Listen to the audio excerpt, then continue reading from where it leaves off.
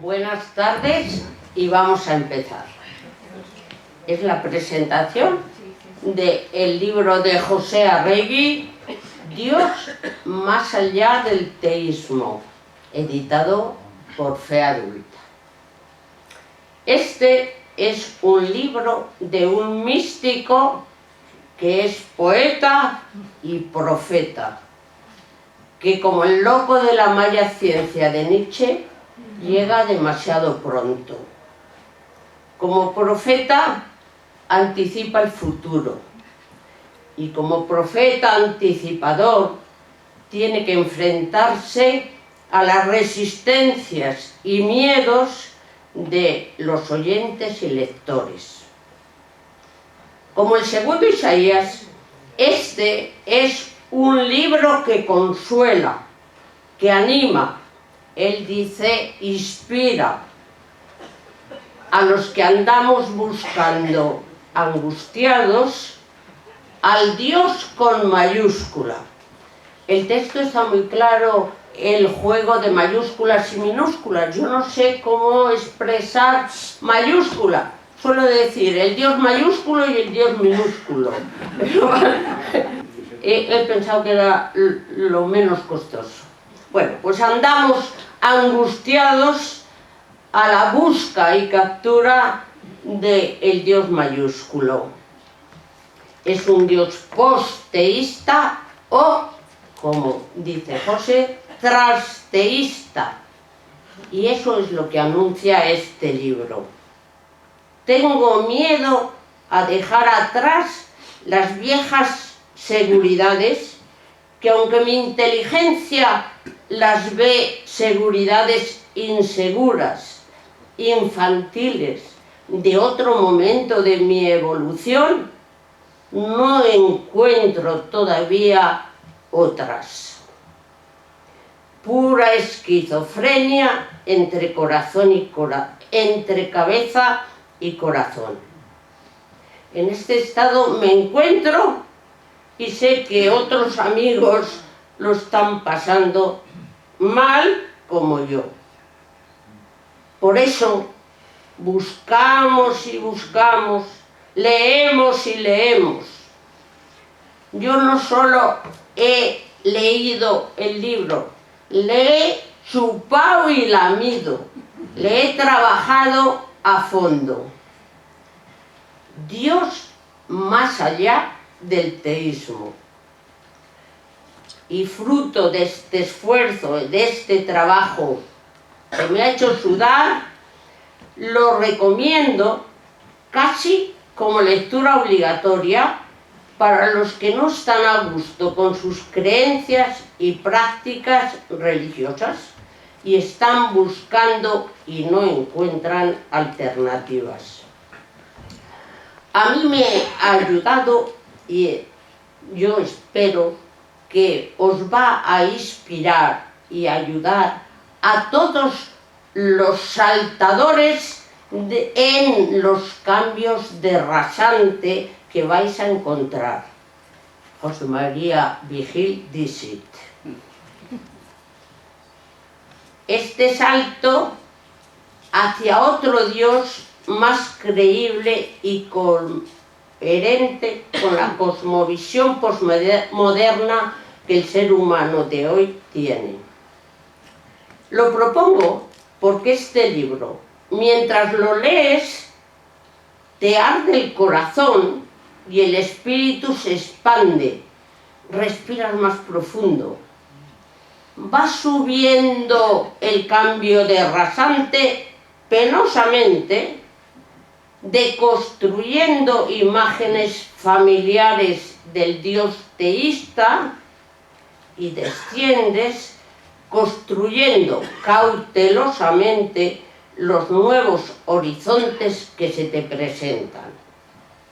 Y al acabar de leerlo, quisieras que se prolongara más y te quedan ganas de pedir al autor que vaya pensando en otro como este.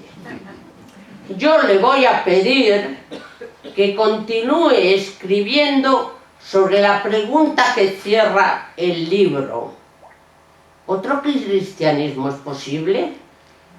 En concreto, para que no se escurra, queremos saber más sobre otro cristianismo o espiritualidad trasteísta. Yo vuelvo a lo que he venido a hablar, de mis resistencias y temores.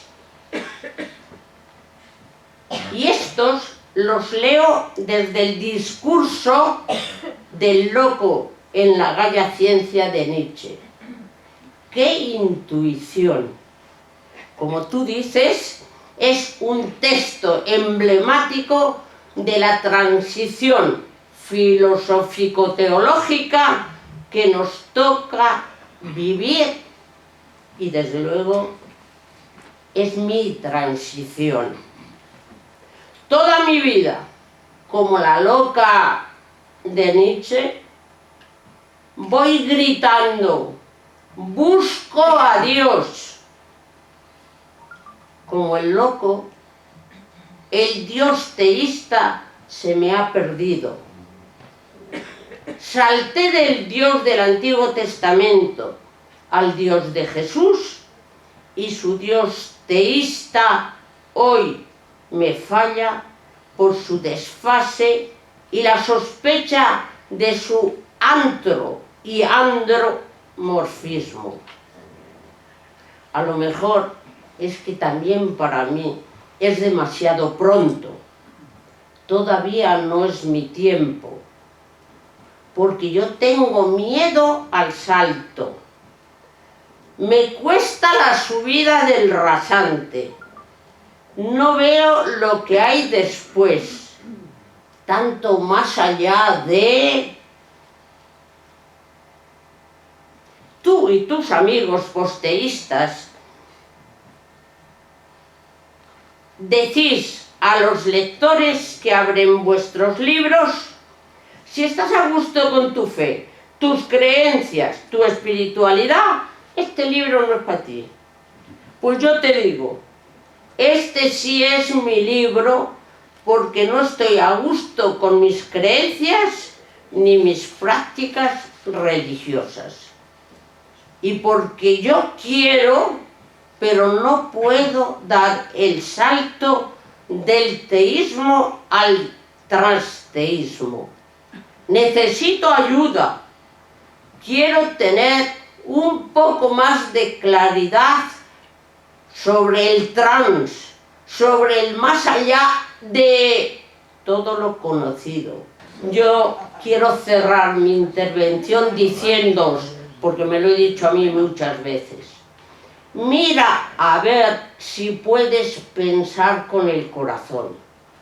Sitúate en el papel de oruga en metamorfosis a mariposa. Disponte a un salto sin paracaídas y no olvides, no hay camino hecho, tú lo haces al andar.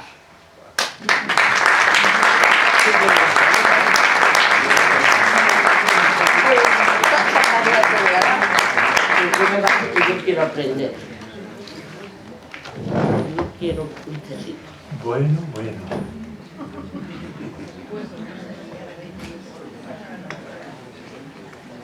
La verdad es que tengo la impresión de que has mejorado muchísimo el libro, de verdad. Gracias, África. Bueno, gracias muy de verdad a todas vosotras, a todos vosotros. Gracias en primer lugar y de manera muy especial a Ima Calvo, en recuerdo de tus padres, por toda tu labor y por haber editado, por haber aceptado. Fue ella la primera y la única a la que se lo ofrecí, porque me apetecía, porque me parece que es una labor muy oculta y poco, no sé si muy productiva, pero que merece la pena, ¿no? El proyecto de madurar en la fe, que es como decir, seguir caminando y seguir llevando a cabo esa transición, ¿no? Bueno, pues gracias, Ima, y por haberlo hecho con tanto esmero.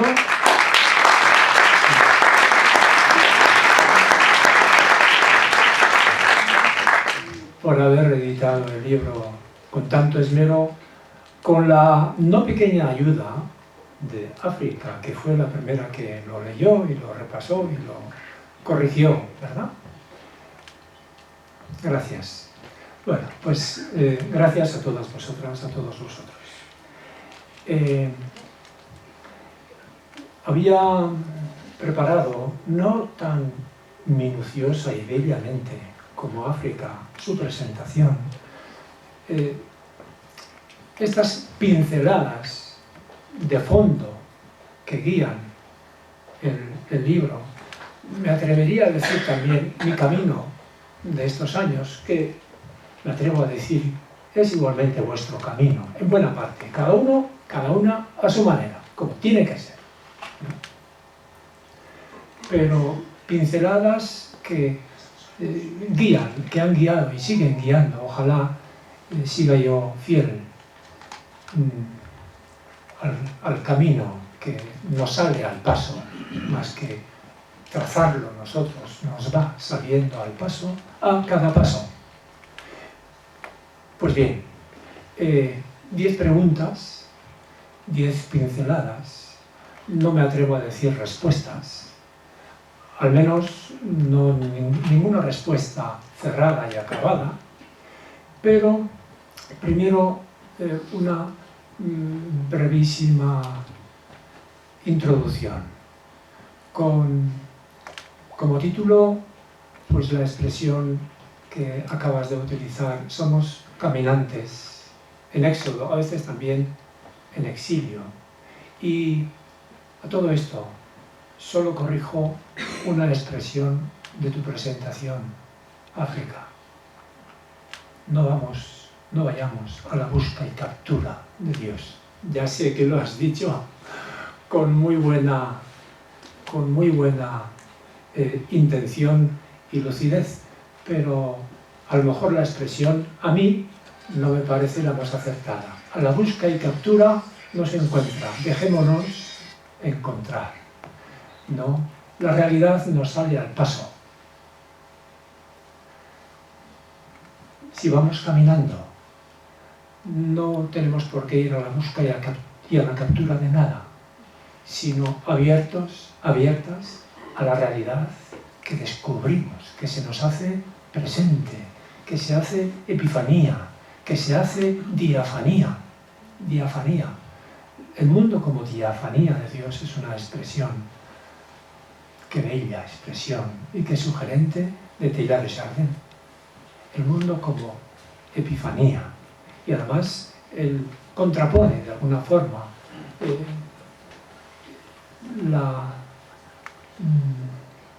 la revelación o las revelaciones divinas a la epifanía.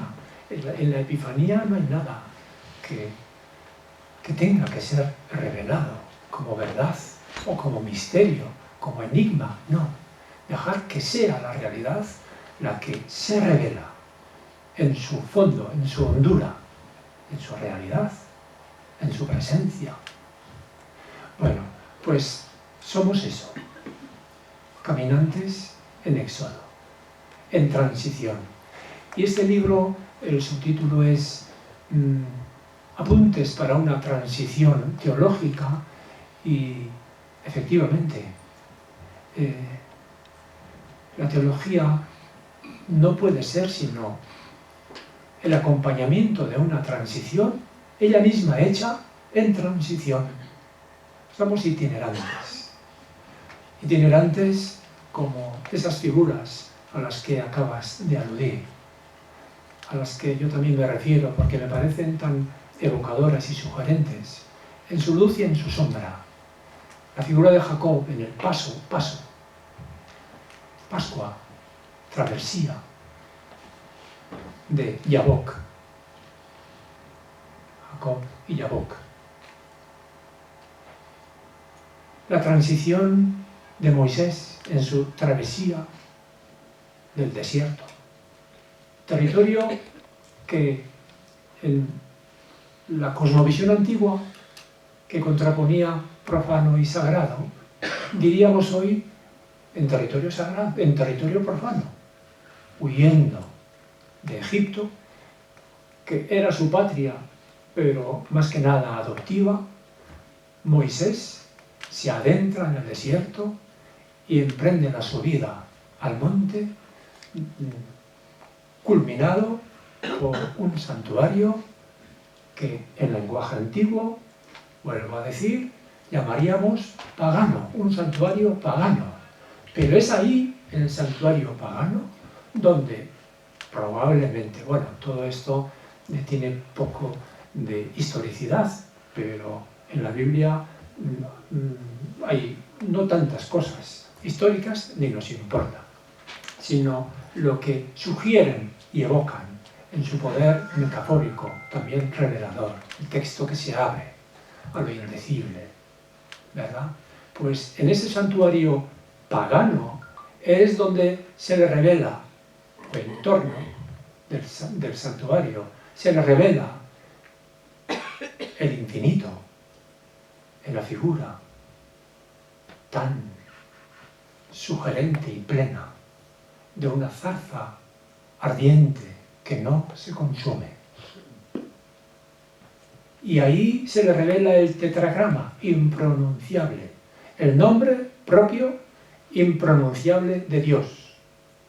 Dios es, en hebreo, para decir Dios, se utiliza una forma plural. Él es Dios, era él, la divinidad cananea, pero los hebreos, para decir Dios, utilizaron el plural de él, Elohim. Dios es plural. Y Dios se puede pronunciar porque es nuestro nombre, el nombre que nos vale, el nombre que hemos creado. Y está bien que utilicemos nombres con los que nos podamos entender, pero solo podremos entendernos más allá de lo que entendemos, más allá de lo que sabemos, más allá de lo que comprendemos, en ese más allá.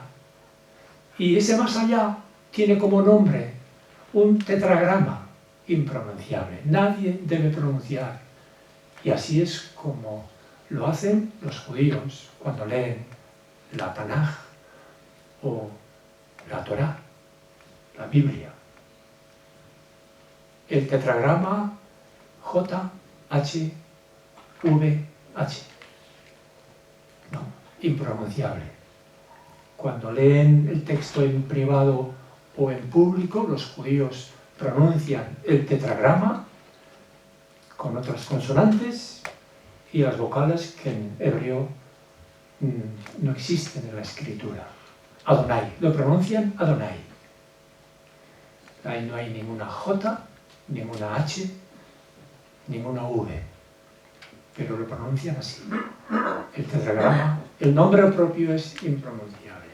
Pues quería decir, Moisés en su travesía del desierto y en su subida más allá de las fronteras de lo profano y de lo sagrado, descubre el infinito, indecible, innombrable, en la metáfora, poderoso símbolo de la zarza ardiente. Y Elías después, Elías, el profeta fogoso y más que un tanto violento, descubre a Dios, no en el viento, no en el fuego, no en el terremoto, no en el rayo, sino en el susurro, en la nada, en el vacío, ¿no? En lo inasible, en lo indecible, en lo intangible, en lo real, que no cabe en nuestras categorías. Bien, pues somos como ellos y somos como Jesús, que fundó un nuevo movimiento de itinerancia. Somos también nosotros itinerantes. Bien, pues paso a indicar 10 preguntas y sugerir horizontes de respuesta. En primer lugar, ¿tiene sentido? Hago esta pregunta un poco tarde, pero ¿tiene sentido que nos reunamos hoy todavía en este bello atardecer otoñal en Madrid? Hablar de Dios en un mundo tan desgarrado, en un mundo de desigualdades crecientes, dramáticas, en un mundo de guerras, de miseria, ante una Gaza destruida, ante una Ucrania, campo de guerras subrogadas, ante Yemen, ante Siria, ante el Congo, ante Etiopía, ante la África olvidada, ante los movimientos fundamentalistas y ultras en ascenso, ante la incertidumbre creciente, ante una inteligencia artificial que va camino de escapar de nuestro control y nos conduce, es el miedo de muchos cada vez más, nos conduce hacia un mundo desconocido e inquietante. ¿A dónde? A lo mejor a un mundo transhumano o posthumano, en cualquier caso, más desigual que nunca y más injusto. Esa es la sabiduría, esa es la inteligencia del corazón. Hacemos honor así al nombre que pusimos a la especie, sapiens. Ante estas preguntas radicales, ¿tiene sentido seguir hablando de Dios o reunirse a preguntarnos por las grandes preguntas acerca de Dios? Pues sencillamente depende. La palabra Dios es más equívoca que ninguna otra palabra de todos nuestros diccionarios y enciclopedias. Dios. Conocéis aquel episodio que narra Martin Buber con un amigo rabino o filósofo. Pasaron buena parte de la noche hablando de Dios y Martin Buber todavía se empeñaba en salvar el nombre Dios. Y su amigo decía, ¿para qué? Si esta palabra ha servido más para matar que para dar la vida, y más para legitimar tantas injusticias, abusos, dominios, ignominias, abusos de poder, abusos de conciencia, abusos y agresiones sexuales, ¿no? De todo. Todo en nombre de Dios. Y a pesar de todo, Martin Buber decía, sí, pero también esta palabra ha servido para sugerir y decir y suscitar lo más valioso, lo más sublime, lo mejor, lo más creador. ¿Vamos a olvidar esa palabra? Bueno, terminaré con esta misma pregunta. En cualquier caso, digo, hay que despejar el equívoco. Nunca acabaremos de despejar todos los equívocos de nuestro lenguaje, de nuestras palabras, y menos el equívoco del término Dios, pero hay que ser conscientes de ello y también ser conscientes de que la raíz de los equívocos es que hemos construido o hemos imaginado, nos hemos representado el misterio indecible, infinito, sin nombre, impronunciable incluso, demasiado a nuestra imagen y semejanza, demasiado de acuerdo a nuestras ansias de poder, de saber, de ser, de acaparar, de busca y captura, diría con un poco de malicia. No, hay que despojarse de todo afán de posesión, despojarse de todo afán de saber, despojarse de todo afán de ser, desnudarse o desanudarse, que dice en una de sus inacabables fórmulas o juegos de palabras, el amigo Rafael Redondo. Despejar el equívoco. Y el equívoco raíz es, podemos decir así, el Dios teísta. Tengo dificultades con esta palabra teísta. Dependiendo de lo que entendamos por Dios, y teísta viene de Theos, y Theos significa Dios, y por mucho que se empeñen más de uno en distinguir Dios y Theos, Dios sí, pero no como Theos, sí, pero Theos y Dios, Dios es la traducción del diccionario griego en la voz Theos. O sea que significan lo mismo. Y los griegos dicen Theos, donde nosotros siguen diciendo Theos, donde nosotros decimos Dios. De modo que yo no acabo de sentirme muy cómodo con la distinción entre Dios y Theos. Sí que creo que debemos tomar muy en serio el hecho de que tanto Theos como Dios es una palabra equívoca. Pero no es menos equívoco Dios que Theos, porque son términos equivalentes, si hay alguna equivalencia plena entre los términos de una lengua y de otra. Bien, yo, dependiendo de cómo se entienda Dios o Theos, puedo decir soy teísta o puedo decir soy ateo.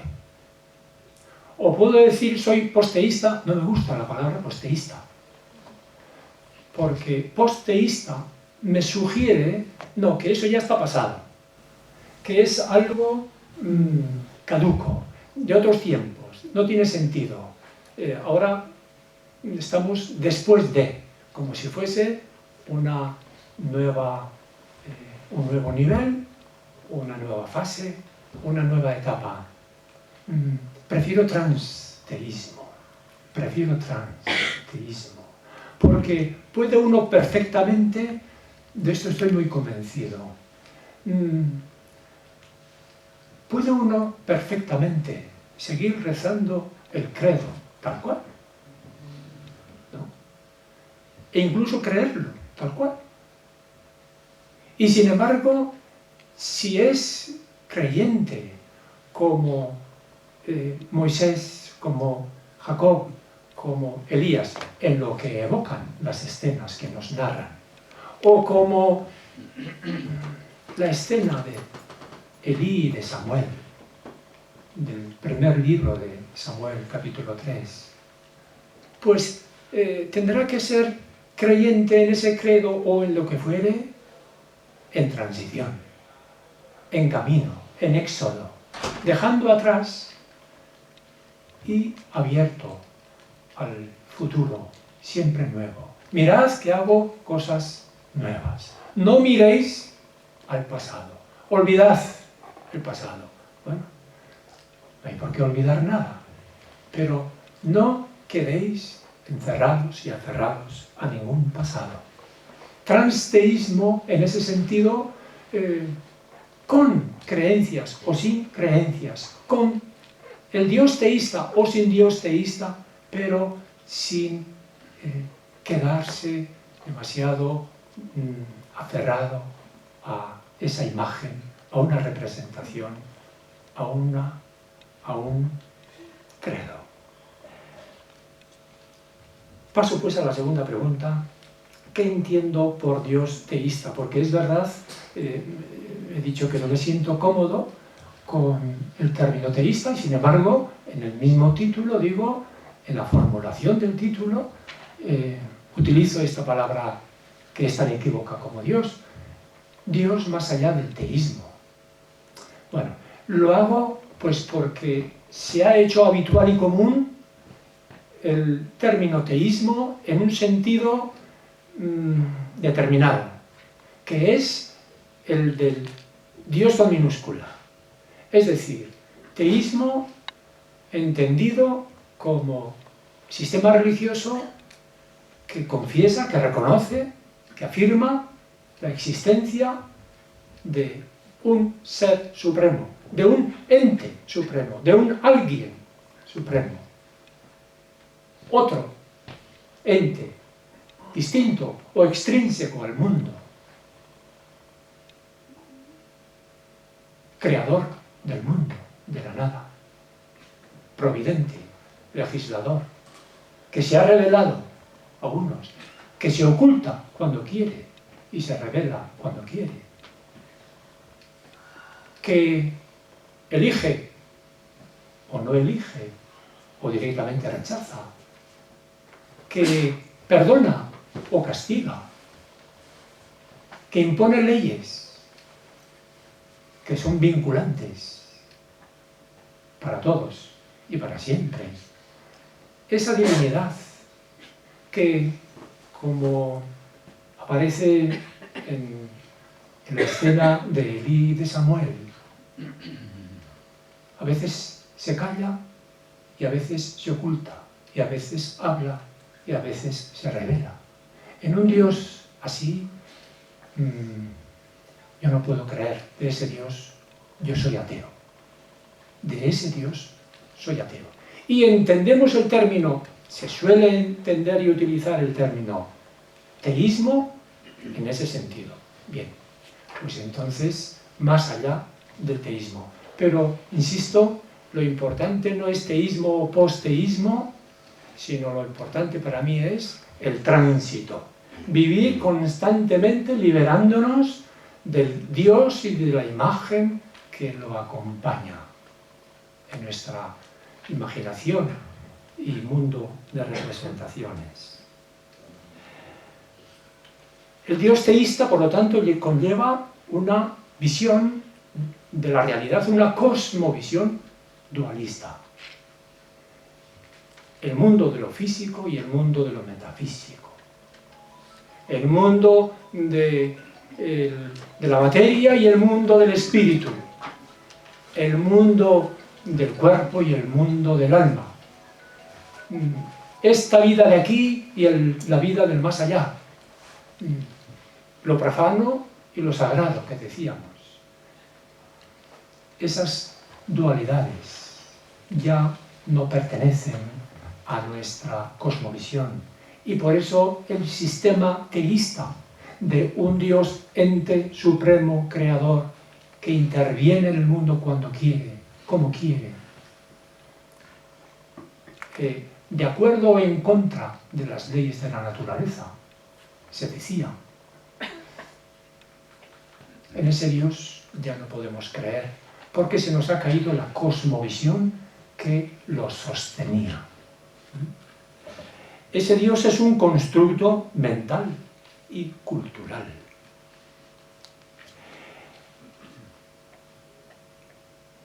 ¿Significa esto que necesariamente Zeus ha de significar eso? No, no. Lo diré luego. Paso al tercer punto. ¿Cuándo? ¿Dónde? ¿Por qué nació ese Dios teísta? Dios, con minúscula, nació. Al principio no había Dios. El Dios construido, quiero decir. El Dios ente supremo, metafísico, no había, por lo que sabemos. Hace 300.000 años debió de aparecer nuestra especie sapiens y pasó 290.000 años, 293, 94 mil años, es decir, hasta hace poco, sin Dios, sin esa imagen de Dios. ¿Significa eso que no veneraba? Claro, por lo que sabemos de las huellas culturales más antiguas que se han observado en forma de imágenes o en forma de enterramientos, y por analogía con la cosmovisión y la vivencia de los pueblos indígenas cada vez más minorizados, extinguidos o exterminados. Por analogía con su visión de la realidad, la veneración de la realidad es lo que los sustentaba y los nutría. Veneraban el sol, la luna, el día, la noche, el firmamento, las montañas, los bosques, las fuentes, el mar, la lluvia, el rayo, la nube, la vida, el animal que cazaban y comían, los frutos que la madre tierra les brindaba. Así vivió la especie sapiens durante 293 o 4 o incluso 5.000 años, sin divinidades, teístas, entre comillas. ¿Por qué pasó, cuándo y cómo, a tener divinidades? Pues pasó cuando cambió su forma de vida, su forma de sustento, de alimentación, de su economía, diríamos, y su política ligada a la economía y a la ecología, siempre, inseparablemente. Dios nació cuando dejaron la caza y la recolección de frutos y pasaron a la agricultura. Y como sabéis, esto sucedió por primera vez, por lo que se sabe, en Mesopotamia, entre los dos ríos, el Tigris y el Éufrates, en Irak. Y en Sumeria, más concretamente, hace unos 6.000 o 7.000 años. Cuando la especie humana empezó a cultivar la tierra, aumentaron los alimentos. Cuando aumentan los alimentos, aumenta el grupo. Cuando aumenta el grupo, tienen que dejar de ser nómadas. Tienen que establecerse. Construyen casas. Y añadiendo casas a casas, surgen las ciudades. Y las ciudades conllevan la complejización del grupo humano que las habita, ¿no? Los papeles, los roles, se especializan. Artesanos y toda clase de oficios, ¿no? Y entre los papeles importantes, el de los gobernantes, y no menos importantes, los sacerdotes. Construyen templos en el centro de la ciudad, la referencia central. Y el templo mantenido por sacerdotes. En Nippur, en Sumeria, se conocen las ruinas de un templo donde había miles de sacerdotes. Eso significa que había un sistema religioso muy desarrollado. Y los templos eran el lugar donde habitaban las divinidades. Son seguramente el primer testimonio, el más antiguo, de la existencia de la divinidad. Entendida divinidad como un ser espiritual, invisible, pero real y activo en el mundo, más allá de este mundo, ¿no? De alguna forma más allá de este mundo, con rasgos muy similares a los rasgos humanos, antro y androcéntrico, que decía muy bien África. Bueno, pues eso nació hace unos 7000 años, en relación, ya digo, con la ecología y la economía, el modo de vida. ¿Por qué nació esa figura, la religión en general y esa figura de Dios que es su eje y su fundamento? Pues porque lo necesitaban. Es la ley fundamental de la evolución de la vida. Todo lo que brota prospera en la medida en que eso resulta favorable por alguna razón. Bueno, pues a Dios lo concibieron, en el sentido pleno de la palabra, porque lo necesitaban, ¿no? ¿A qué necesidad respondía esa figura de Dios como ser espiritual del más allá, que interviene aquí, en el más acá? Pues, por ejemplo, pues para explicar el porqué, la realidad.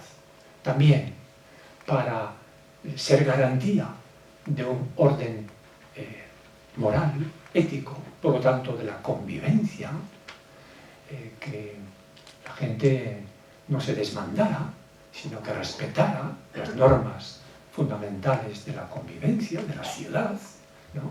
Y eso porque una divinidad lo mandaba. Así se creía más garantía de que los humanos respetarán esas normas.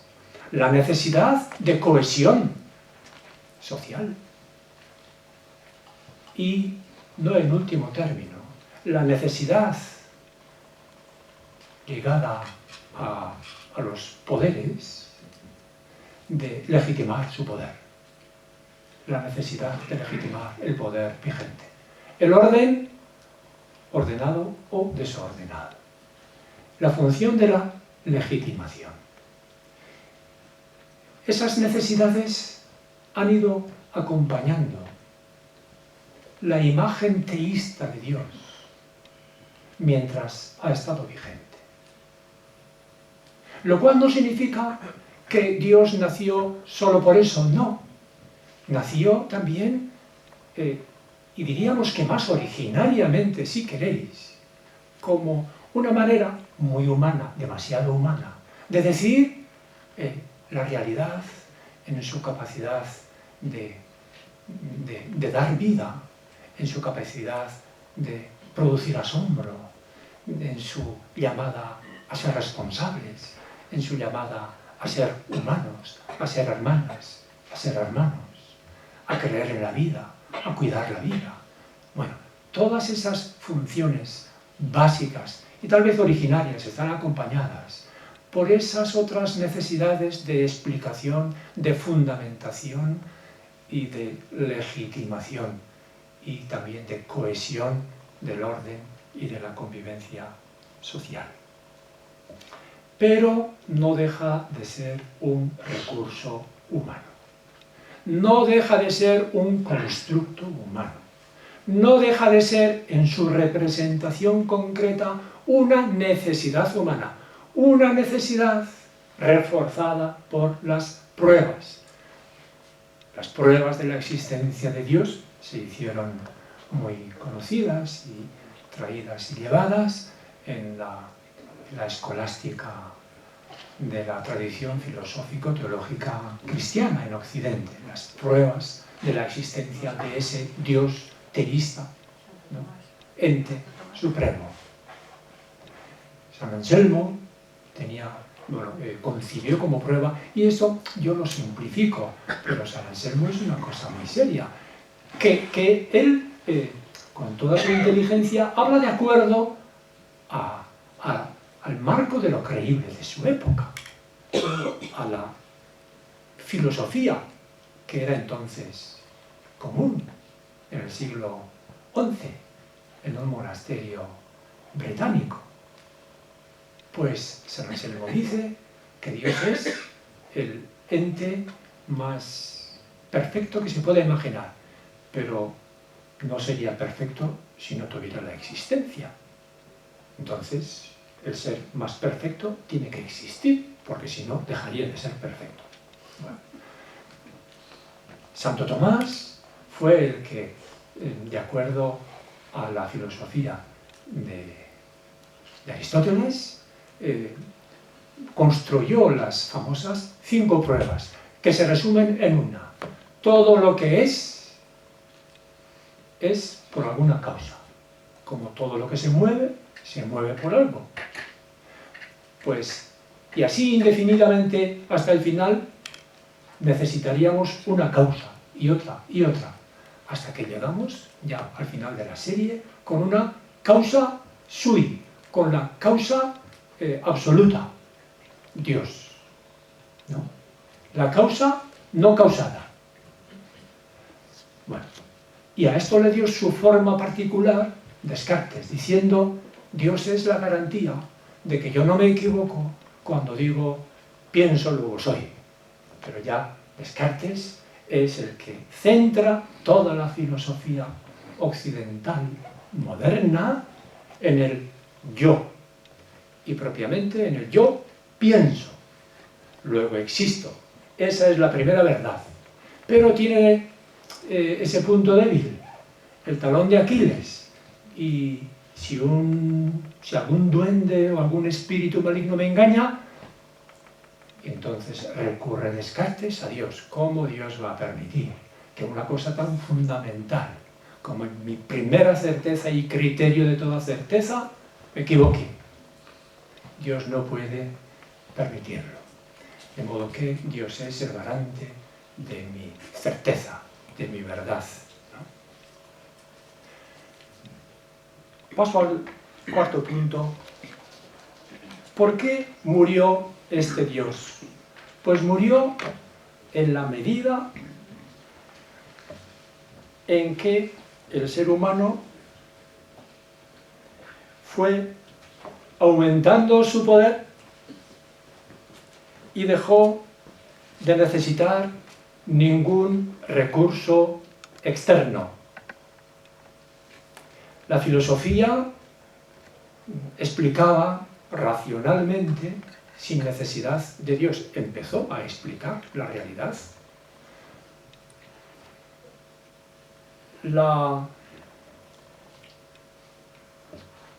ética se independizó, ¿no?, de la religión. Las ciencias fueron haciendo retirarse al fundamento último o al creador como explicación del porqué de este mundo, de su existencia y de todos sus seres, en todas sus formas. De modo que Dios fue en retirada. A medida que avanza la filosofía, que madura la ética y que se desarrollan las ciencias, Dios va quedando de sobra o va retirándose, como el mar que se retira de la playa y nos deja desnudos en la arena. Eso es lo que pasó. Y eso lo formuló Kant por primera vez. Desmontó todas las pruebas de la existencia de Dios diciendo: no son más que conceptos humanos, fabricados por la mente humana. El Dios pensado como prueba no es más que el pensamiento humano. Y no tiene ninguna garantía de existencia, por el hecho de que pensemos a Dios, no existe. Como no existe el círculo cuadrado, por mucho que lo podamos pensar, aunque no lo podamos representar. Y eso lo formuló de manera acabada el loco muy lúcido de la Gaia Ciencia de Nietzsche, diciendo: Dios ha muerto. ¿Qué hemos hecho? Lo hemos matado a nosotros. ¿Por qué lo hemos matado? Yo sugiero una lectura que no es original, pero no es habitual, de Nietzsche. A mí me parece que Nietzsche, aparte de su enorme lucidez y genialidad literaria, pues es un profeta místico. El Dios que muere en Nietzsche es, lo dice él, el Dios moral, el Dios de Pablo. Otra cosa es si Pablo es de acuerdo a lo que Nietzsche afirma de él. Pero cuando dice el Dios de Pablo, quiere decir el Dios moral, el Dios represor, o el Dios decadente, el Dios de los débiles, dice. Pero no penséis de ninguna manera que Nietzsche es el precursor del exterminio de los débiles, del nazismo, de Hitler, aunque se le ha asociado así. No es justo, no es justo. La voluntad de poder a la que se refiere Nietzsche, y que es la que nos ha llevado a eliminar a Dios, no es nuestra ansia de poder, nuestra pretensión de supremacía. No, al contrario. Es el dejar que en nosotros se desarrolle nuestro ser verdadero y dejarnos inspirar por nuevos horizontes, por nuevos mares, son sus palabras, por lo más inocente, ingenuo y inconmensurable que nos habita, como posibilidad, como horizonte. En ese sentido, Dios es la figura ligada a la necesidad del saber absolutizado, del tener absolutizado, del poder absolutizado humano. El ser humano encerrado en su propio pensar, en su afán de tener, en sus miedos, en sus inseguridades. El Dios del poder, creado por un ser humano que busca poder. Y en la medida en que él se hace poderoso, pues le sobra esa divinidad que le daba poder, o que le explicaba lo que de otra forma no podía explicar. El Dios que muere es el Dios con minúscula que nunca ha existido. Y deja el horizonte limpio. Es como si hablase por primera vez al Samuel que todos somos, antes de haber aprendido todas las normas del templo y todas las doctrinas del clero y todo el sistema sacrificial y todo el sistema social, jerarquizado, clerical, subordinado, que lo acompaña. Es el nacer de nuevo, lo que nos permite acoger la realidad tal como se revela, diafanía, y permitir que nosotros dejemos que fluya lo más nuestro, que no necesita de divinidades externas, sino de la presencia, el misterio, el latido, el impulso, el aliento que nos habita. Por eso, quinta pregunta, y voy terminando. ¿Qué queda cuando muere el Dios teísta? Queda la realidad, que nos invita a acogerla, a acogernos en ella. Lo real, que no hemos creado nosotros. Lo real y su misterio. El hecho de que sea. Queda el ser sin forma, que podemos llamar vacuidad, vacío, o nada, nada. Términos tan utilizados por los místicos de la India, pero también de la tradición cristiana occidental. Eckhart, la nada de Eckhart, que distingue entre Dios y divinidad. La nada de Juan de la Cruz, tan presente, pero también de Miguel de Montesinos, de tantas y de tantos místicos. Nada de todo lo que nosotros podamos imaginar, representar. Nada que responda directamente a nuestro afán de poder, a nuestra necesidad de sentirnos seguros, nuestra búsqueda de recursos para asegurarnos, para garantizarnos y convertir a Dios, un ente divino, en garantía necesaria para nuestros intereses, a veces muy positivos y a veces negativos. Es esta cuestión. Podemos decir lo indecible. Cuando muere Dios, ¿qué queda? Lo indecible. Podemos decir lo indecible. Lo que no se puede decir, más vale callarlo, dijo Wittgenstein. Y un poeta muy agnóstico, pero yo creo que muy místico, y el pero está de sobra,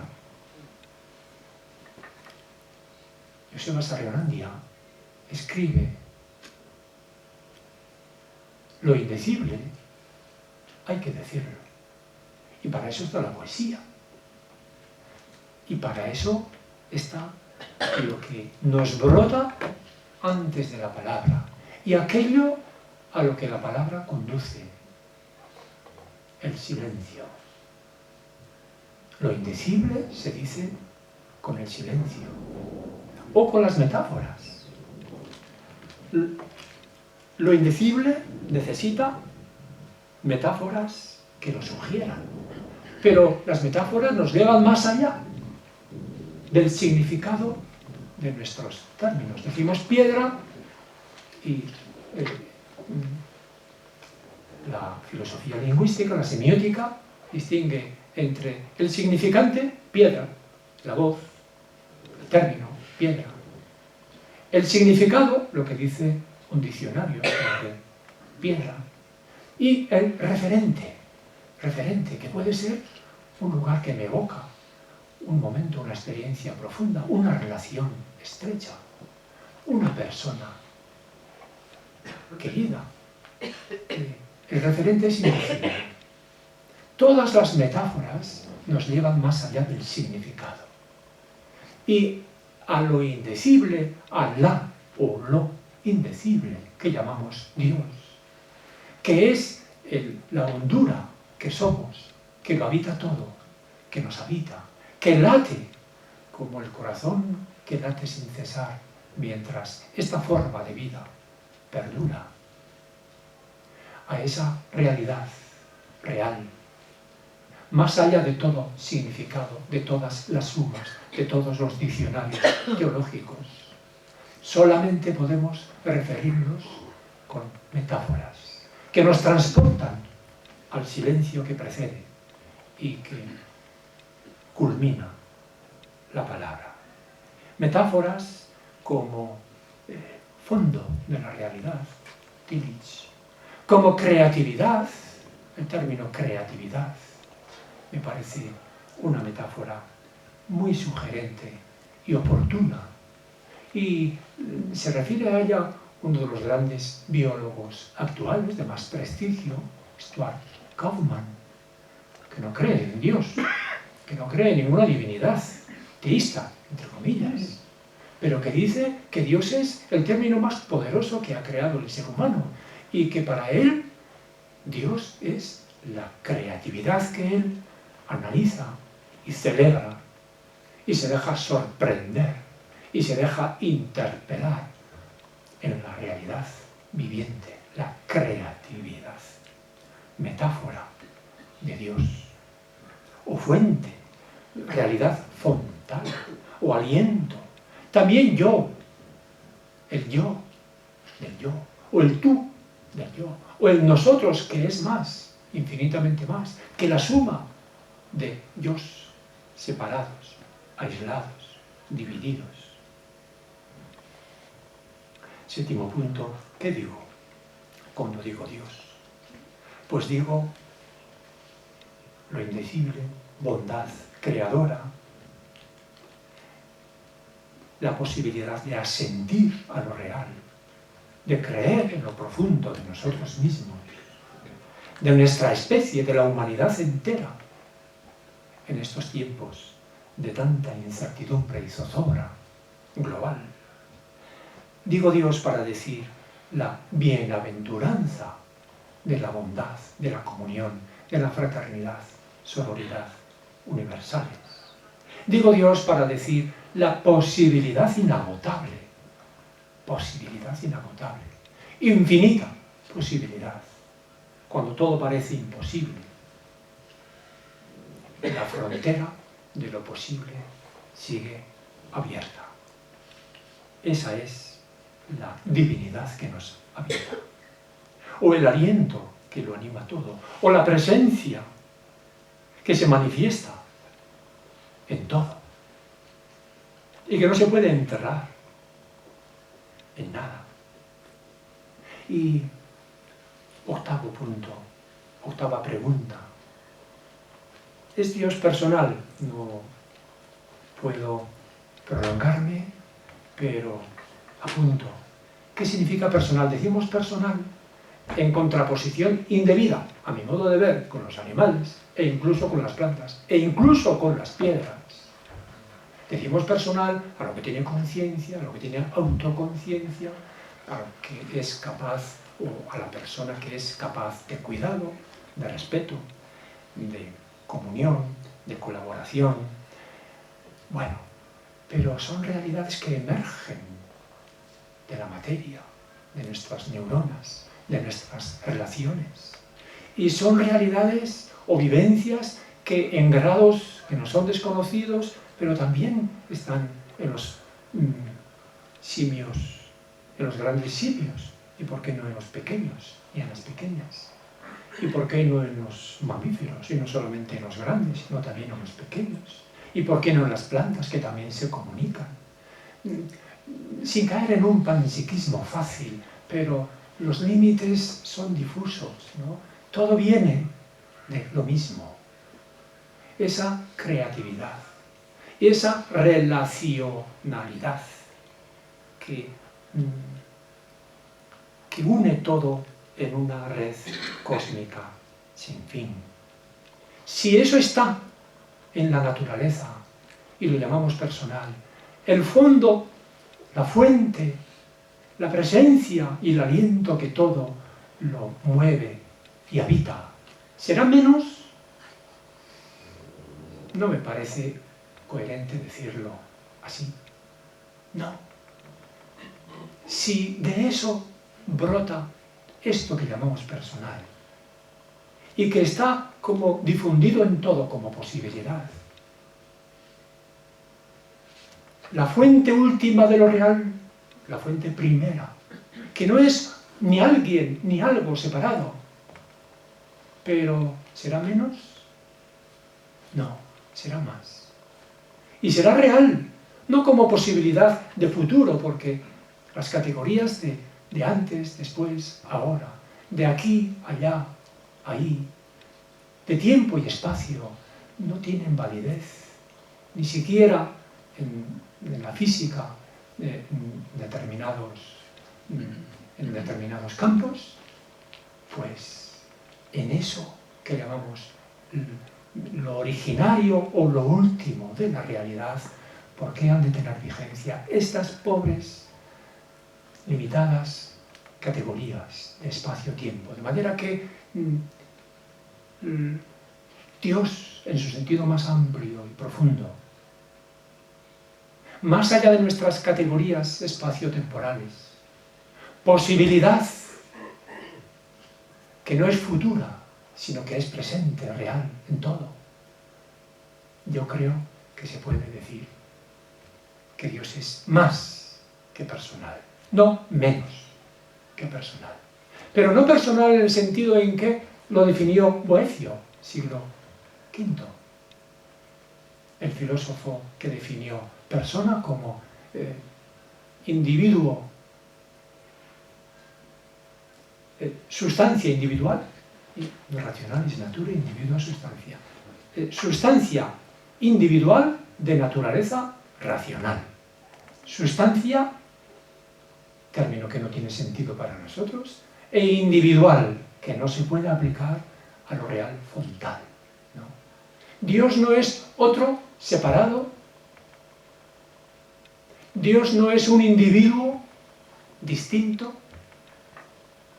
Dios no es extrínseco, no es ni algo ni es alguien, sino que es esa relacionalidad, esa conciencia que envuelve y habita, y que es latente, y que es la posibilidad que se manifestará, decimos, en futuro, pero que es manifiesto en todo, cuando nosotros somos conscientes, cuando cuidamos, cuando amamos, cuando respetamos, cuando colaboramos, cuando nos admiramos, cuando acogemos, cuando nos dejamos acoger, se realiza Dios. Y no tenemos por qué, repito, pensar que eso será en un futuro, que Dios será en un futuro, sino que esa posibilidad nos envuelve y nos habita, más allá de las categorías de pasado, presente, futuro. Bueno, lo tengo que dejar, lo debía haber dejado mucho antes, pero bueno, lo dejo aquí. Me quedan otras dos cuestiones. Podemos orar a Dios y por qué le llamo todavía Dios, pero demos paso a vuestras intervenciones y comentarios. Gracias.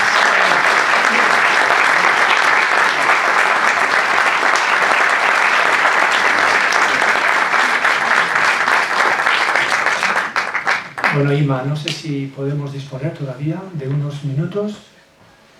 Bueno, en primer lugar, muchas gracias por su conferencia tan pensada, tan matizada.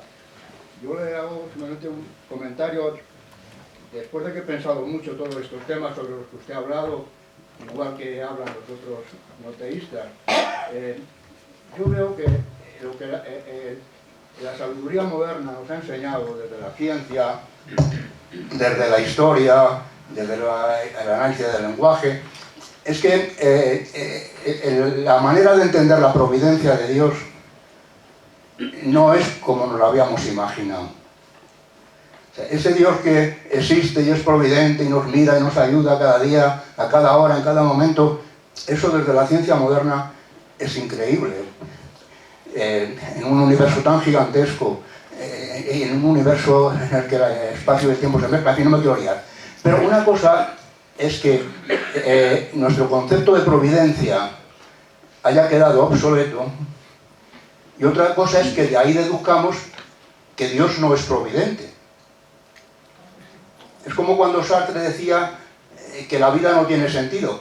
O sea, que tú no encuentres el sentido de la vida no quiere decir que la vida no tenga sentido. Tú no sabes el sentido de la vida, porque somos criaturas infinitamente pequeñas y no lo podemos saber. Pero de ahí deducir que la vida no tiene sentido, tú no lo sabes. Entonces, nos pasa algo parecido, creo yo, con la providencia. Que no sepamos decir cómo puede ser providente Dios, no quiere decir que no exista Dios ni que no exista la providencia. No quiero leerlo más. Es que me parece que esto es importante. De nuestras ignorancias no podemos sacar principios generales. Yo no sé, por ejemplo, mi madre la mató un camión. Yo no puedo creer que Dios estaba decidiendo que la matara el camión. Yo no puedo saber que si luego Dios nos ha ayudado o no nos ha ayudado. Pero que yo no pueda explicar qué hace Dios no quiere decir que Dios no exista. Simplemente que yo no sé. Es como Jesús cuando se muere. Padre, ¿por qué me has abandonado? Él no sabe por qué Dios le ha abandonado, pero no niega la existencia de Dios. Yo creo que una divinidad entendida como ente supremo, como alguien que rige el mundo, a mí no me parece coherente el creer en la existencia de un Dios entendido así. En un Dios que tuviera respuesta a nuestras preguntas: ¿por qué en este accidente ha muerto esta persona y no su vecina? ¿Y por qué hay guerras? ¿Y por qué hay depresiones? ¿Y por qué hay asesinatos? ¿Y por qué hay abusos? ¿Y por qué hay miedo? ¿Por qué estamos tan inacabados? Dios no es la respuesta a ningún por qué. Tampoco podemos decir Dios es alguien que rige el mundo, aunque nosotros no sabemos cómo. Pero ¿por qué decimos si la existencia de un ente metafísico, supremo, representado así, no cabe en nuestra cosmovisión? Lo lógico sería, pues, bueno, pues admitamos que la realidad es, admitamos que la realidad es admirable, que en la realidad emerge el cuidado mutuo, y providencia no significa el ver de antemano. Puede ser uno de los significados de la palabra, ver de antemano, pero un significado mucho más real y evocador para mí es la mirada a favor de, providere, mirar como con esa actitud fraterna, de prójimo, de ayuda, ¿no? En ese sentido decía Santo Tomás de Aquino que el ser humano es providencia divina para sí mismo, o providencia para el mundo, providencia mutua, universal. Y creo que esta perspectiva de la providencia en la que somos y la providencia que estamos llamados a crear, en esa providencia sí creo. Y creo que a esa providencia en creación, que para nosotros puede dar la impresión de que es futuro aún, es irreal, ¿no? Trascendiendo nuestras categorías espaciotemporales, esa providencia que estamos creando y que de alguna forma nos guía como horizonte a crear y que inevitablemente imaginamos como futuro, yo creo que puede ser afirmado y objeto de confianza, objeto entre comillas, como el Dios, la realidad primera y frontal que nos habita. Pues sí. ¿Firmamos ya? Un aplauso, ¿no? Para...